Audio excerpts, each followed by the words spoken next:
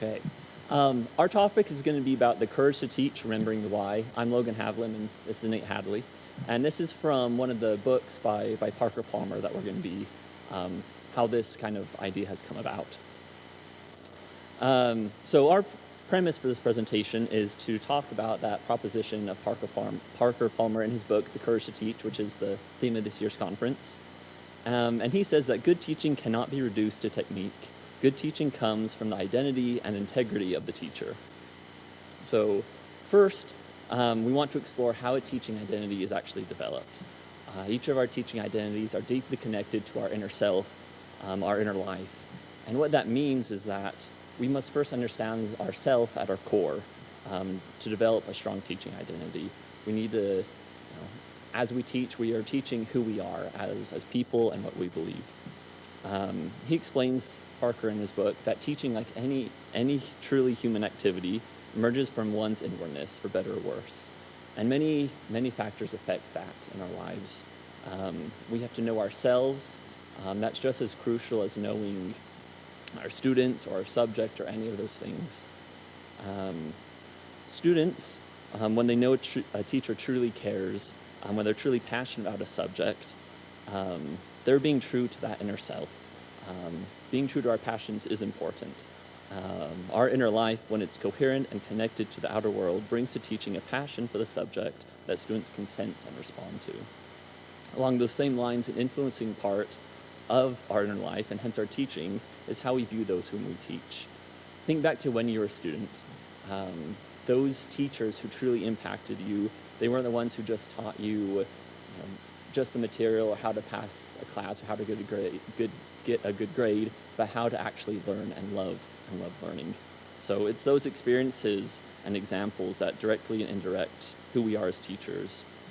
Our teaching identity, all we do, influences who we are, and it takes courage to develop that strong and coherent identity.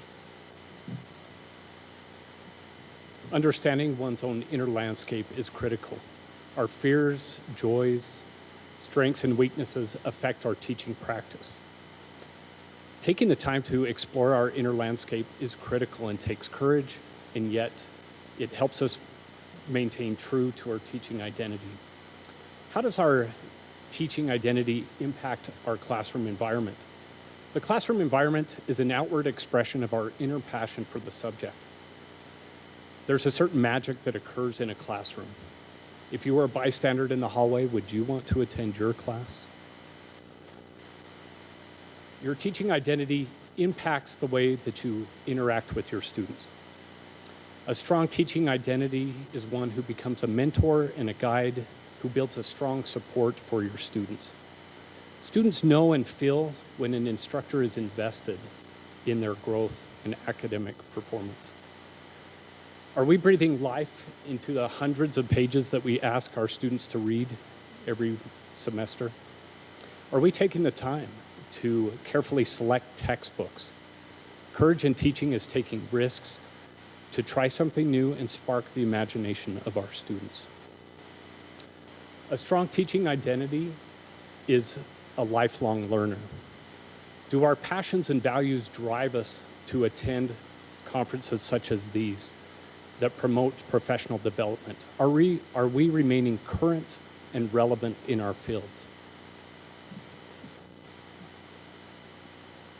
Integrity in our curriculum shows up in the way we design and deliver course content. Are we delivering content that is honest, relevant, and meaningful?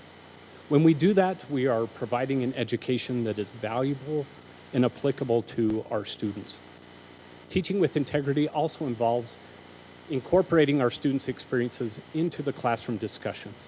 It encourages students to connect their real-world experiences with their course content. It also helps them deepen their understanding of the course and how it applies to their lives. And finally, have you ever suffered from imposter syndrome? The courage to teach is also the courage to embrace vulnerability. It's being honest about one's limitations, uncertainties, and mistakes. This helps foster a culture of growth and learning among our students and helps them know that we are imperfect and human. What is your teaching identity? And how can you live it with integrity? Thank you.